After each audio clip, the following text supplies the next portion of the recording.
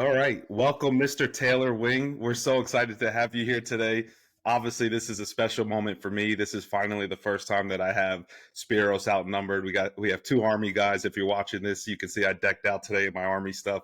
Two Army guys to one Navy guy. So we know this is going to be a good conversation when we don't have to hear all that Navy nonsense. So Taylor, I'm going to pass the mic over to you. Tell the people a little bit about who you are. And obviously, Spiros and I will jump in and ask you some questions, and we'll have a nice conversation today.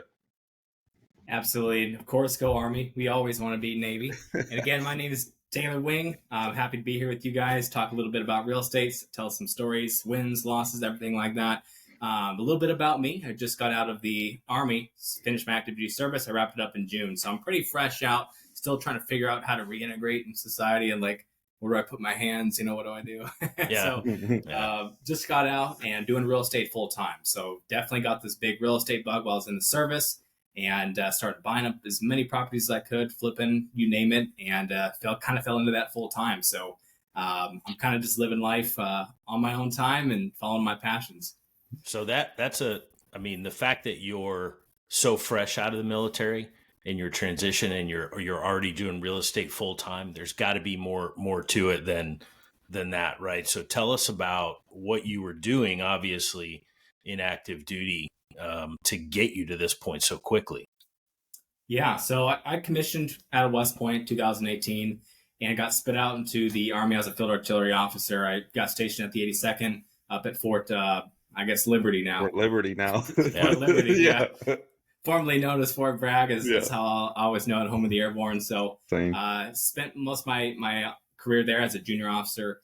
And Fayetteville was a great place for real estate. That's where I got my feet wet. The barrier to entry is pretty low. You can get properties back then even now at a pretty cheap price. And so that's where I really started getting my feet wet and buying as much real estate as I possibly could. So I used a ton of different strategies. I did house hacking. I did burr strategy, creative financing. So like sub twos and seller financing. I was a lieutenant, didn't have a lot of cash coming in from the Army. Didn't have a lot of savings, so I really had to get creative with how I wanted to take these properties down and scale my portfolio. But in less than 3 years, just by really grinding at it, and I'm kind of like one of those obsessive types, just getting after it, ended up buying 32 rental units before I got out of the Army. And I had 3 years left on my That's contract. That's awesome, man. Congrats.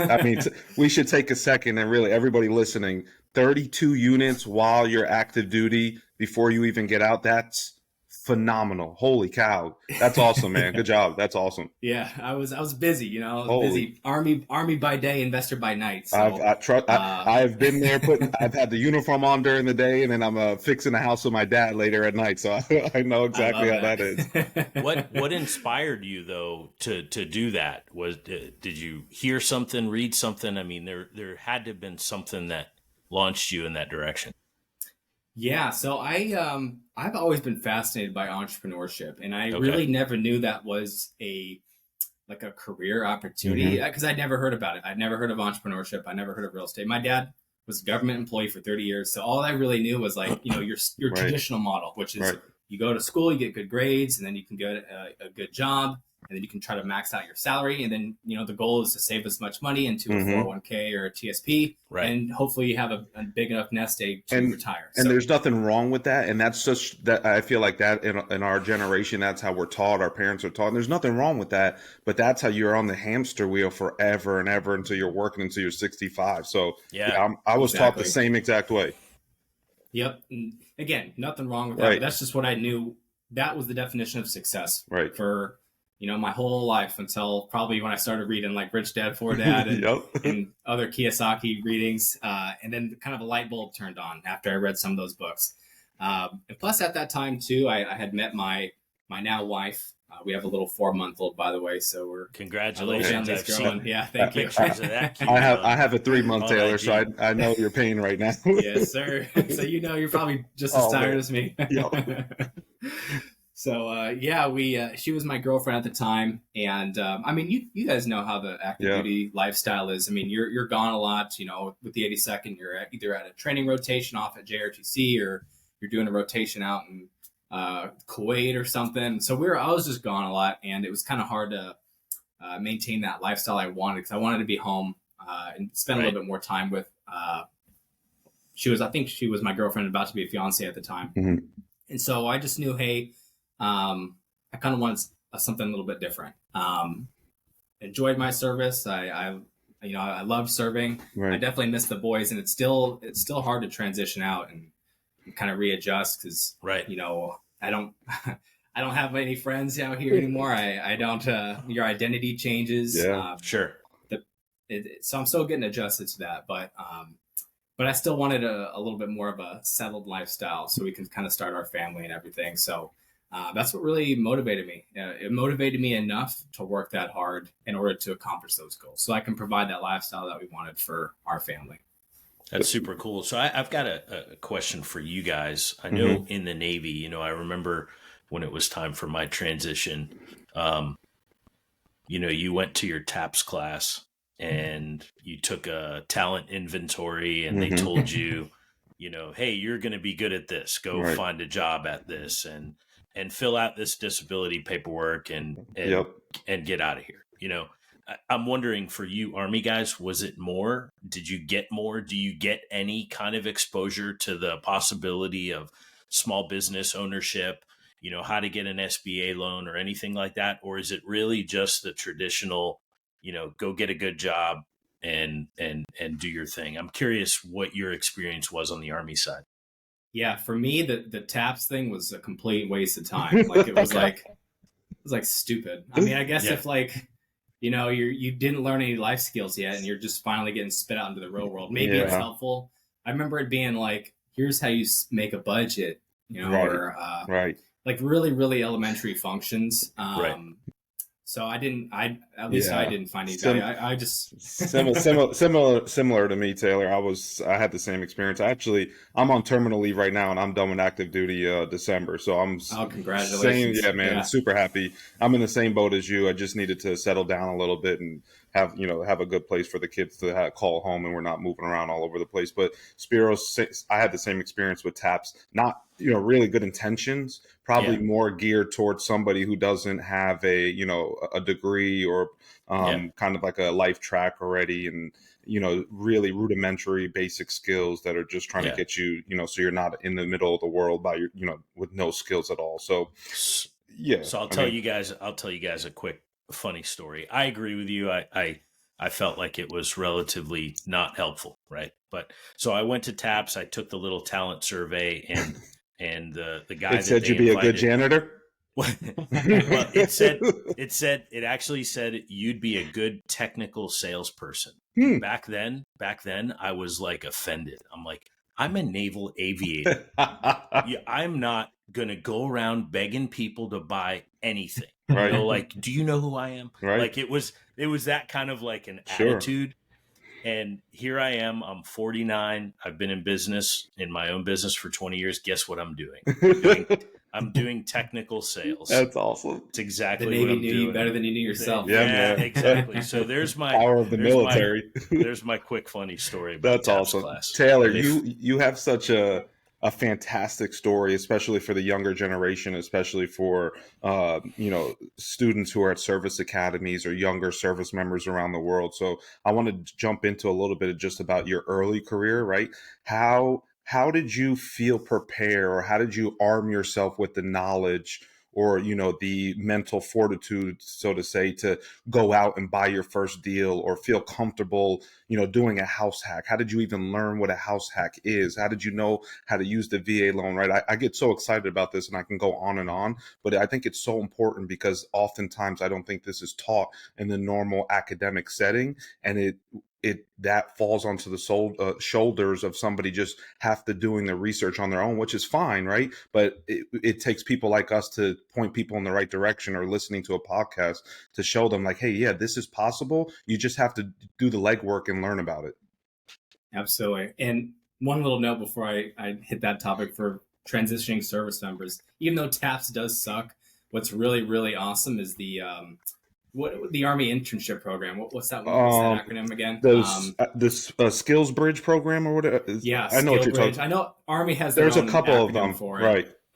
But that's an awesome program. Absolutely. If you're transitioning out, I mean, you've got to do it because you can take it. It's commander approval, but you can take up to like 6 months. and learn, like actually intern with a company or intern with another entrepreneur and actually learn 100%. real life skills. That's a great point. And Wow. potentially transition right into a job. So I think most of the times after that program, it leads into a direct job offer or internship post Army career, if I'm not mistaken.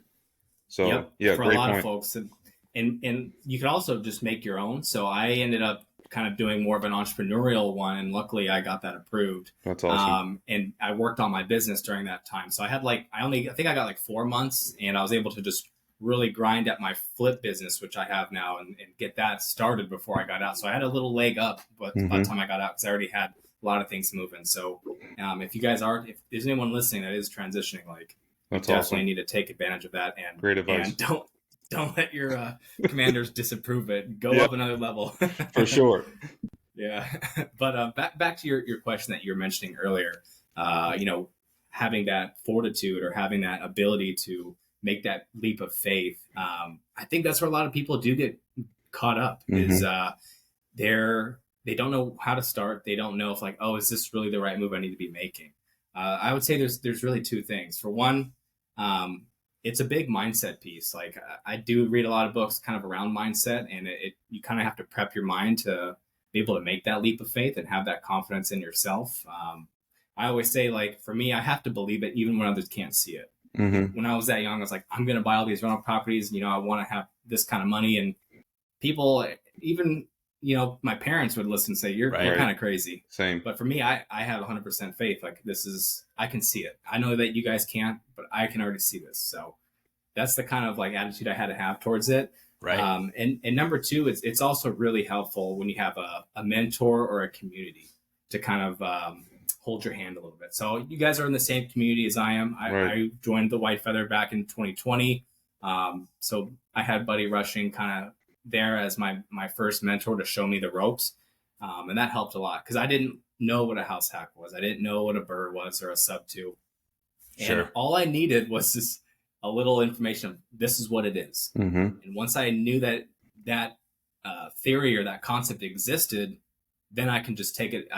I applied it to the streets, and I was able to make it happen. So, having a mentor, they're not going to like get the deals for you and hold your hand through the whole thing, but they're going to show you the path. Like, I'm going to show you the way, and then you're going to go ahead and charge forward yourself. So it's also having good that mentor is huge. Yeah. And it's also good just to know that you have somebody in your corner if you want to, like, hey, I don't know if I'm doing the right thing or if the numbers aren't working out. Can you just, fact check me here and make sure I'm not looking at this crazy? That's just helpful in general. Right. 100%. So Taylor, tell us about a big disaster that you dealt with that looking back on it now, you're like, I'm so glad that happened because I learned so much from it. And now I'm on a different path because of it. Yeah, I've had a number of those, whether it be, rehabs going over budget, rehabs going over time, me analyzing a deal incorrectly and buying too high, even kind of recently, not tax planning efficiently. So you're doing all this stuff and then you find out like, oh, here's your tax bill. By the way, you owe like $25,000 right now. So I was like, well, okay, I didn't really been think there about with that. You too, brother. So there's been, I just feel like I haven't had one big like monumental failure that kind of like broke the bank, but I've had several where I've taken losses, and with each, like, I guess I don't want to call it a failure, but I would say opportunity to learn. With each opportunity to learn, I was able to grow from it and become a little bit better or a little bit smarter. So now I budget better. I buy my properties at better prices. I build more contingencies. I hired a new CPA, bookkeeping. Like, I'm more on top of things just because I guess I'm an Army guy. I'm an artillery man. I have to bang my head against the wall sometimes and learn the hard way. Hey. Get a little bit hurt, but I'd rather do that than just stop and let that fear hold me back altogether. Right. Sure. Yeah, it's. I mean, it doesn't really.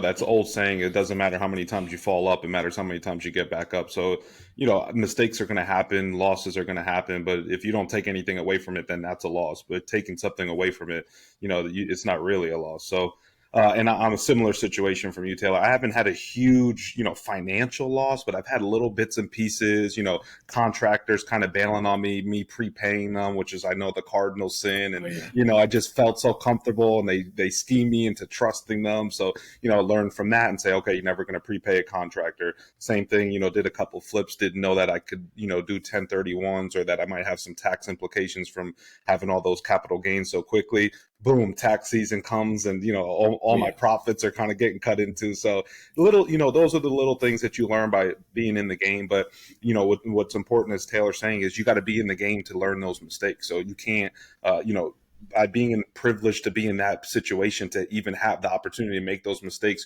you're ahead of the game in the first place. So all that little stuff is just kind of part of the whole scheme. Spiros, how about you, man? What kind of losses have you had? I'm kind of a weird one, right? I had a couple of home runs early in my real estate career.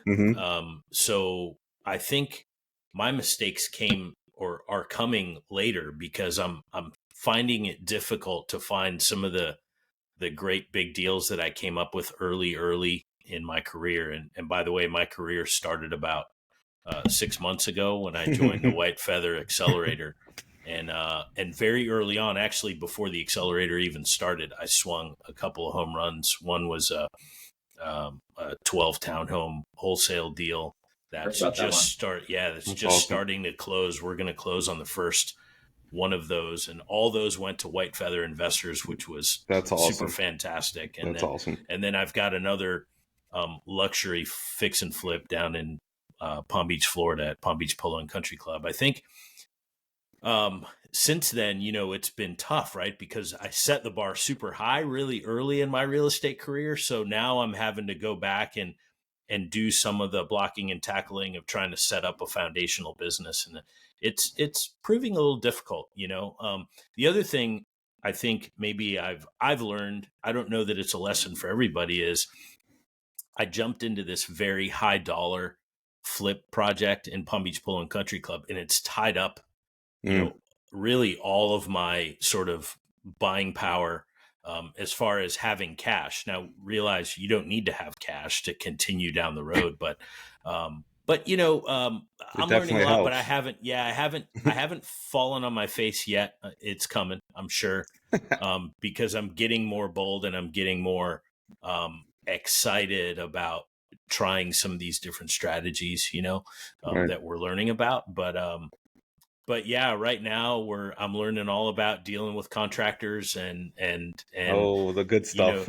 Getting people to work on Friday afternoons is not an easy task. I honestly, I think it's easier to get soldiers and sailors to go on deployment and join the fight than it is to get contractors to work on a Friday. Let alone. It's hard to just find good work these days in general. Just someone who's saying, I'll be there on Monday, and they actually show up. So that's part of the challenge in and of itself. Taylor, that actually brings up a question on that.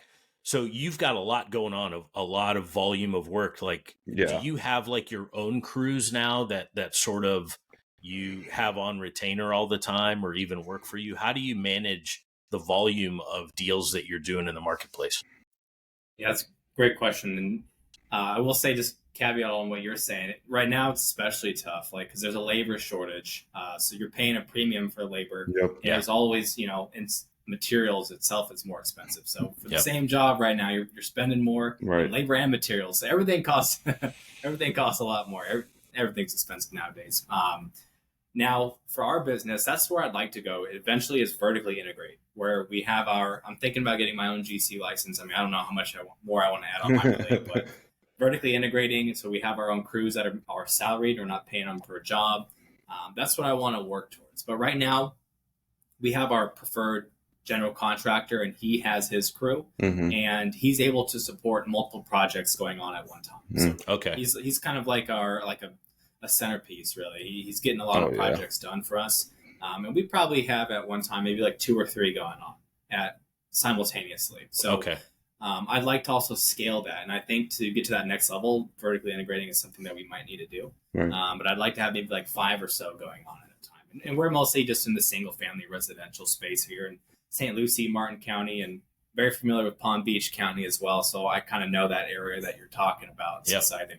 Yeah. Once you cross that line into Palm Beach, though, your price tag's a lot higher. So I don't do it as much down there.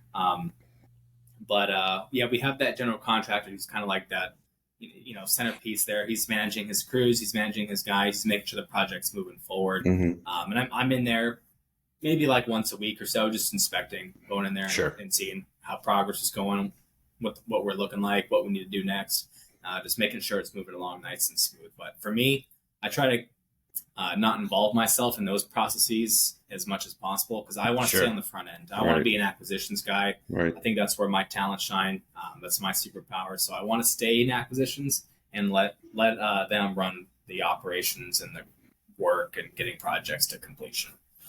Yeah, that's huge. I think a lot of people, especially new investors, they get so wrapped up in having their hand in every single pot because they want to make sure everything is running smoothly. But I think actually Buddy Rushing mentioned it in one of his recent videos. He's like, being successful is learning to give other people the power to do what you're not good at. So if you know you're good at acquisitions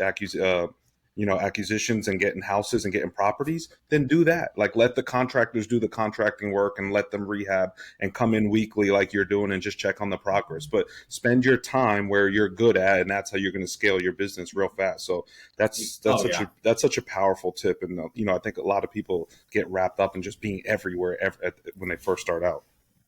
And a lot of newer investors, they have to wear all the hats starting off because you don't have a huge budget to hire out a lot of functions. So you do, but in order to scale, you just have to specialize and you have to delegate, or else you're just never going to make it to that next level.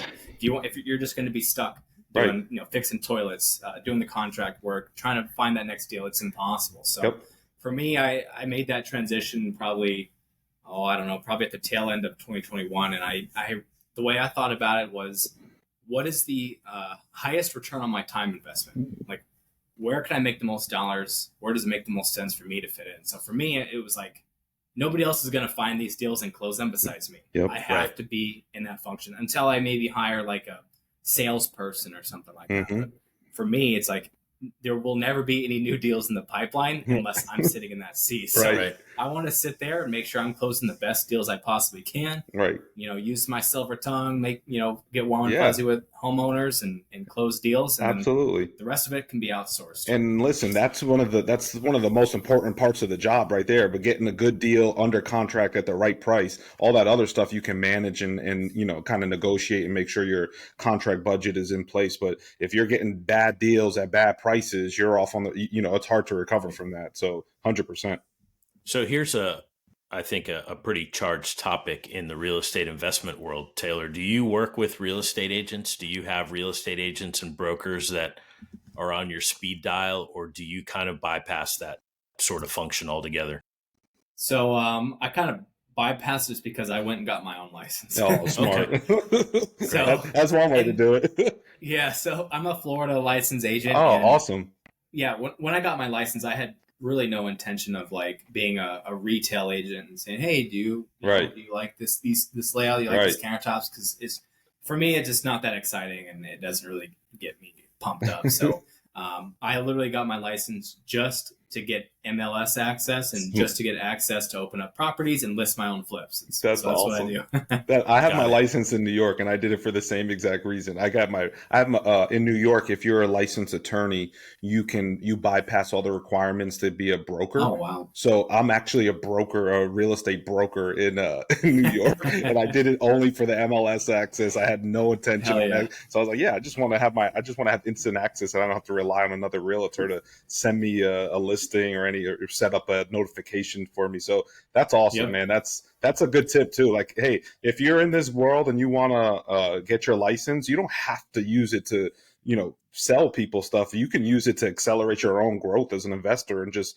be that much quicker on deals that are coming on the market. So super cool. Yep. Faster, and you can kind of like double dip a little bit since you're getting that. If you buy it, you're getting your commission on the front end, and then when you list your own property, you're getting a second little commission. So you're kind of like that's so awesome. But eventually, Taylor, go ahead. Taylor, what percentage of the new deals that you find do you think come from public MLS listings versus some other mechanism that you're using? That's a good question. I would say in the last quarter, I probably bought 2 on market. So maybe like a third. Okay. Yeah. So maybe like either a fourth or a third, somewhere in that of our deals are probably being sourced on market. So that's a good segue, Taylor. Tell us a little bit about your off-market plan, how you go about finding off-market deals, and I'm sure people listening right now, this is an easy way for a young entrepreneur who doesn't have a lot of money to go out and try to put some leg power under themselves and get off-market deals. Yeah, and I think it's important to open up all your marketing funnels. So I kind of break it down into 3 categories. There's the on-market side. Then there's inbound marketing and outbound marketing, and that's kind of more the off market. And so on the networking side, I'm always trying to connect with other agents that can send me new deals or wholesalers that can send me deals. And then on the inbound and outbound side, inbound, we're really focusing on kind of like the internet presence. So we spend a lot of time on our website, on SEO, on advertisements like Google ads, Facebook ads, you name it, because we want to drive leads towards us and have them fill out their inquiries. Then I can reach out to them and take it from there. On the outbound side, we kind of do more like out, driving for dollars, I'll put up door hangers, and I don't spend a lot of time driving, but I'm always driving around anyways, going to my houses or driving around town. And so I just keep an eye out, and I'm always putting up door hangers. So I don't spend like a dedicated time just to drive, But if you're out, and you see a house with overgrown grass and no garbage cans out there, boom, door hanger. Oh yeah, door hanger, door knocking. I still love that kind of old school method. That's so cool. Talking to sellers face to face has always been my favorite way to talk to people. So I'm still trying to. I started off door knocking, and I still do it. That's awesome, man. That's awesome.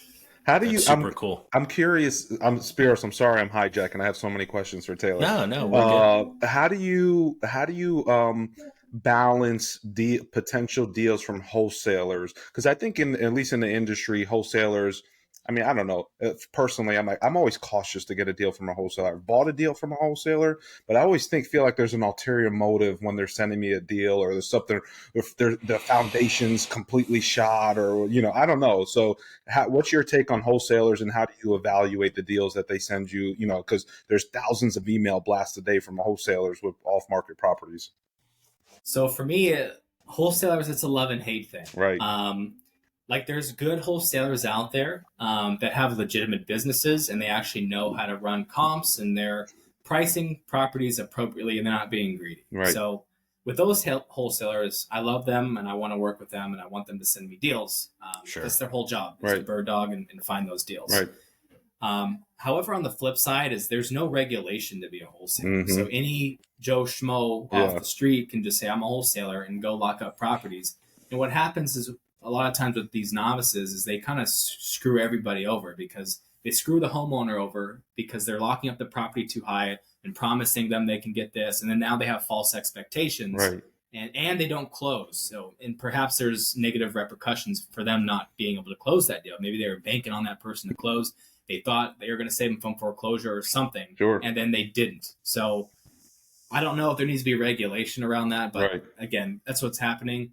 And also a lot of times I'm in competition with these wholesalers, and they're getting the contracts, not me. And they're just but all they're doing is marketing it up higher even more, making the margins even skinnier. So it kind of pisses me off. Yeah, for sure.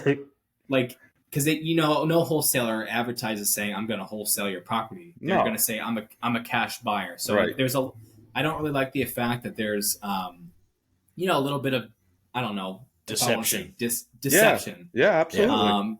Because they're saying I'm a cash buyer, but in reality, they're marketing off to some other person. And they're just the middleman, and they're going to give it to the actual cash buyer who has the money.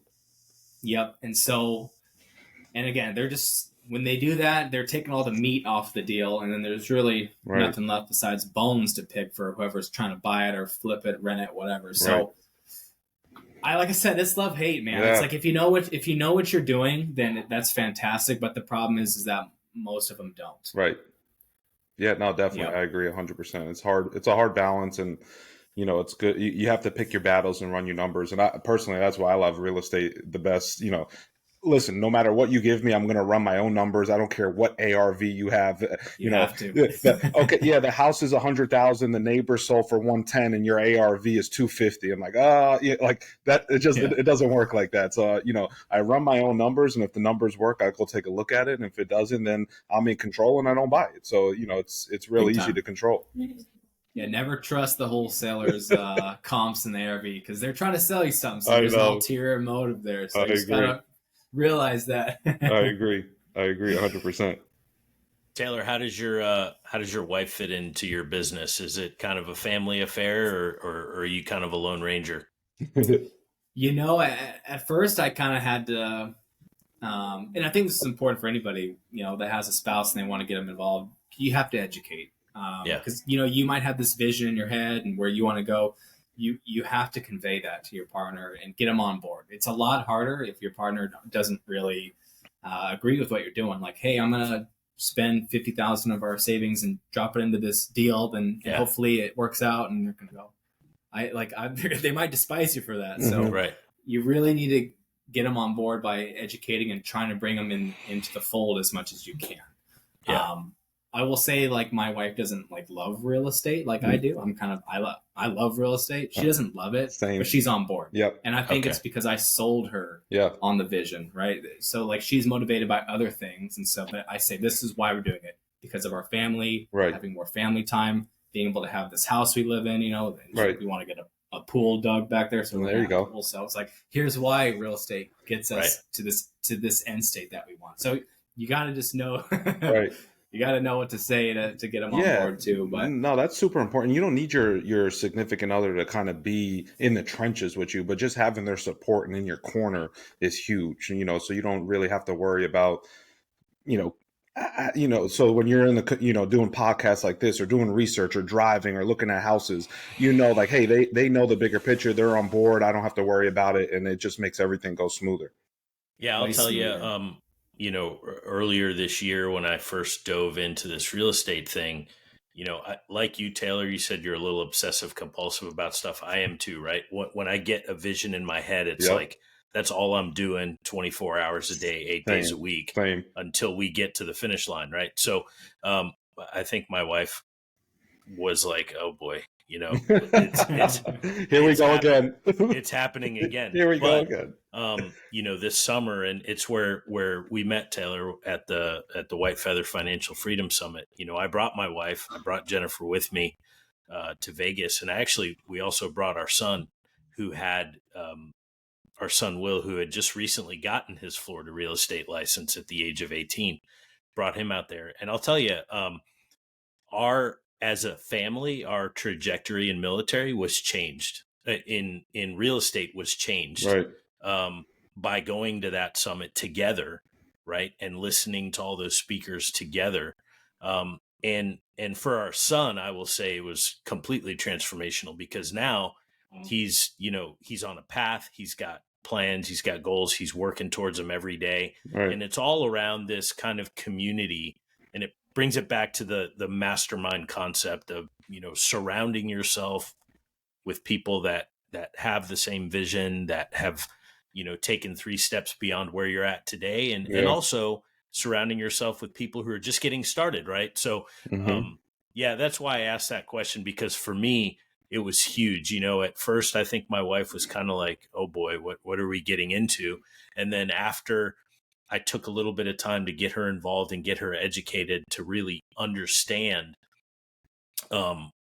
what I was talking about, what I was doing. Now we're all on board, and now it's very natural and it's very comfortable to go out into the marketplace and make yourself uncomfortable. It's become sort of a comfortable state for us all together. So it's very, very cool. So I definitely agree with make sure you educate those loved ones around you so they don't just think you're crazy. Yeah, and it's also good just to have your loved one, your significant other, to be able to talk about what you're doing, right? And then just not blow you off, even if they're faking it, whatever. Just to have an open ear and have that person who's listening to you. And I know my wife probably she shuts down anytime I talk about real estate. She just puts a smile on and fakes it. She's like, "Yeah, sure, whatever you think." I'm like, "Oh, okay, great, thanks for the help."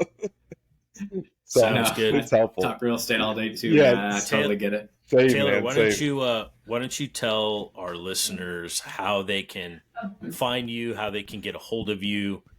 Just go through and kind of market your business and tell people how they can track Taylor Wing down. Definitely. Yeah. And also want to say I had a chance to speak to your son too at the summit, and awesome kid, man. Like he's got his head on his shoulders. He's already thinking about the future, and he's attacking real estate. I wish I had I agree. I was as mature as him at that age, and I was thinking about that back then. So I appreciate that. He's going to be super successful and starting so young. It's awesome. Thank you. But yeah, for me, best way to get a hold of me, I'm most active on Instagram, so it's just my name, Taylor Wing _. I'm pretty much on every social platform now, YouTube, I think TikTok. I have an assistant that helps me manage some of the social media, so I'm on pretty much everything. Cool. But I try to focus on Instagram mostly. Yeah. So hit me up there on LinkedIn too. Just anywhere, Taylor Wing. It should be the only one half Asian looking dude. It's easy to find me.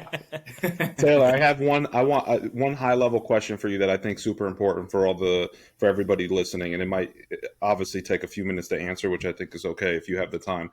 Tell the listeners real fast.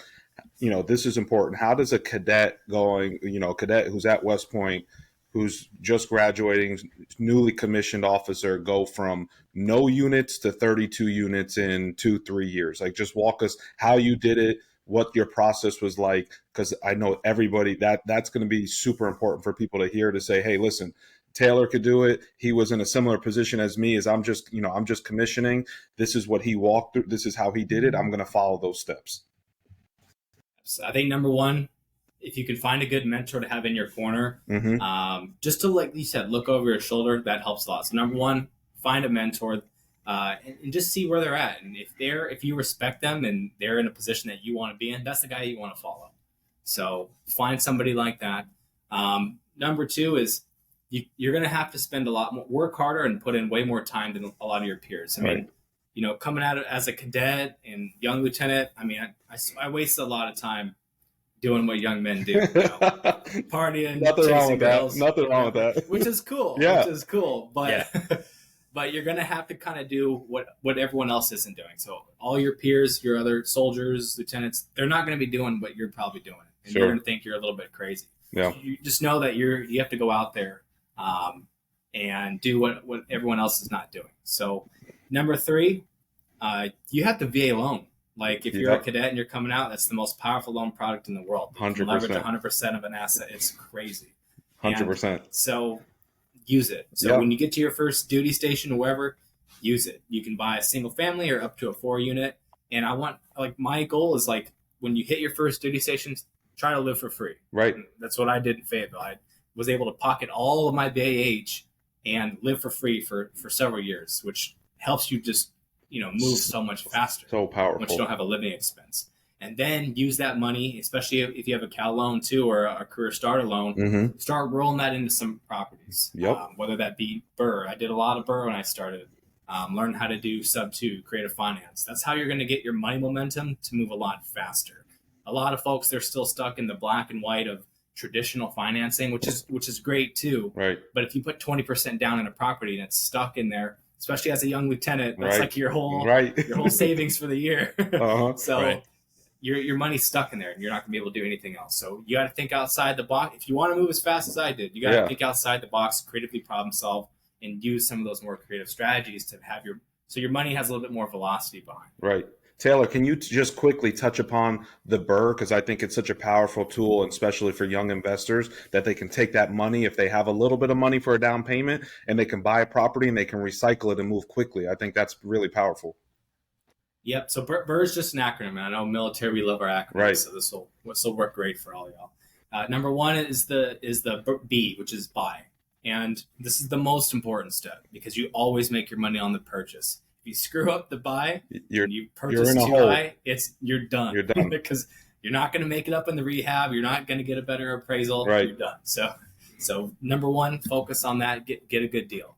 Number two is the renovate. So BRRRR, it's just BRRRR.